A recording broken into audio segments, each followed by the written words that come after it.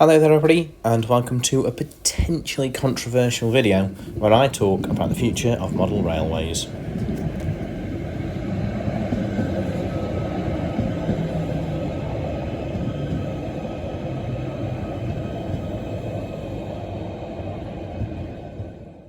So a little bit about me. I am a young modeller. I'm in my early 20s and have been in this hobby properly, if you could quote it like that, for 6 or so years.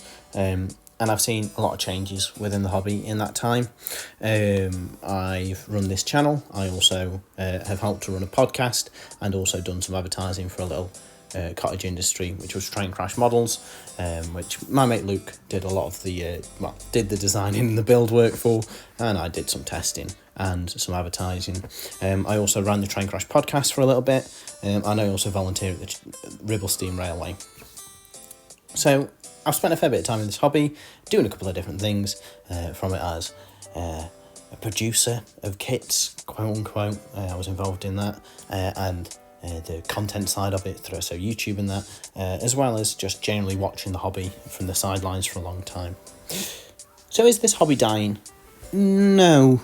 I want to go back though to what I think started this, and what started it was 2 news articles, mainstream news articles, one from The Guardian, which I read, didn't really make any good points, but I could understand where they were coming from it from a pure business point of view, and also one from the Daily Mail, which I didn't read because I don't want to get radicalised. In those articles and in videos, the main 2 things that have been spoken about are Heapton's going and Wally no longer doing the big Wally exhibition at the NEC. Now, it's been a couple of months since then and things have settled. Heapton's, their directory and some of their employees have gone across to Rails of Sheffield. I do hope, by the way, if anybody from Heapton's is watching this, you've found further employment. Heapton's will always hold a special place in our hearts. However, looking at it from a pure business perspective, it's a business, and if they don't feel like they're going to make money and they want to shut down before they're pushed to shut down, that's completely within their rights. So that's kind of Heapton's dealt with. It was a business, and evidently the people who were running it thought it wasn't worth it anymore, and they'd taken on some big things. They've become a manufacturer, and the politics are at play with that, so not stocking Bachmann for a long time and things like that, as well as taking over the American website that they were involved with and things like that. Heapton's had a lot on its plate beyond just selling model trains. Wally is a slightly different one because there is now somebody else who's running an exhibition in the NEC this year, and I believe that they are going to run their own exhibition at some point, just on a smaller scale. And I've seen this discussed in maybe our big exhibitions on the way out, and potentially, but I can't really see that. They're a big space for announcements and things like that, so I can't see them going in that sense. But I also think since COVID, there's been a fondness for the small exhibitions again. I went to Warrington last year and it was wonderful. It was a great it was great. There were some fantastic layouts there, some ones that I recognised from online and things like that. It was brilliant. Some lovely people, some really, really kind people there, and it was great to talk to people. And I think that's what this hobby is got in bucket loads, and that is fantastic people, knowledgeable, beautiful people. And a hobby is the people within it. Hobbies will die when people aren't interested, and this hobby has lots of people interested, so much so people love to argue about the hobby, and that's almost to its detriment. I think people romanticize the time before the internet in terms of arguments. I'm going to be completely honest with you, I pretty much can only remember the internet, but I imagine people found out before the pre-internet stage. That's what people do. I've got a couple of older modelling magazines where they're debating things, and maybe it's because it was journalists debating rather than just randomers on Facebook. It seemed more intelligent back then, but in all actuality, people have always fell out and disagreed about the hobby, and that's because this hobby has got so much to offer, and people do it in so many different ways. So, for example, I had somebody tell me the fact that I weather my models was sacrilege, or words to that effect. There was a few more swear words in there, and they told me that, and that's their respect. And to be honest, the models are probably worth significantly less than when I bought them, but I don't necessarily like having clean models running on my layout. But it's completely within that person's right to not wither their models and stick them in a display case. That's up to them. It's their money. Spend it on whatever you want. You've also kind of got like a middle ground between modelers and stuff them in a display case or keep them in the boxes, and that's people who just plonk them on a layout and run. And I know there's a mate of mine who's had a lot of flack off people for not modelling properly because he's not interested in ballasting his layout or anything like that. But does it really matter about what we all do? No, it doesn't. Because it's my money to spend on what I want. But also, everybody's doing it in their own peace and time or whatever, and it doesn't really matter, does it?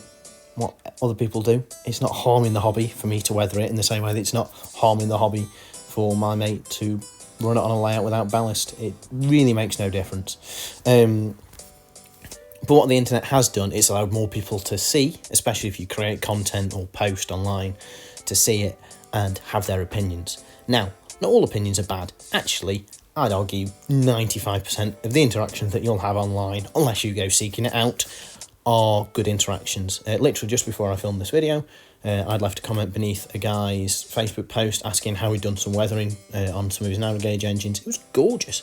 And literally just as I was getting ready to film this, he'd done a little drop down thing and a post about how he does his weathering and everything. And that's fantastic, because never have we as a community been able to communicate so easily. You just click on Facebook, click on a group, bang, you're in. Or click on Instagram, click on your modelling one, and boom, you've got a plethora of people to see. Instagram is especially good for that, I think, and that's something that often gets left out of these sorts of videos. Talk about is the hobby dying, is that actually online it's growing almost exponentially. The amount of new channels that seem to appear literally every time I open YouTube, new Instagram pages, new Facebook groups, and everything like that. There's so many people involved in the hobby now online where we can see each other's. And again, it comes back to that point about community that I mentioned earlier. We've never been more of a community, and online allows that, for if you can't get down to exhibitions or whatever, to trade and talk about them ideas and things like that. And I think that's a prime reason why this hobby isn't dying. Yeah, there's a bit of division. There's division in literally everything. People fall out all the time. That's what we do.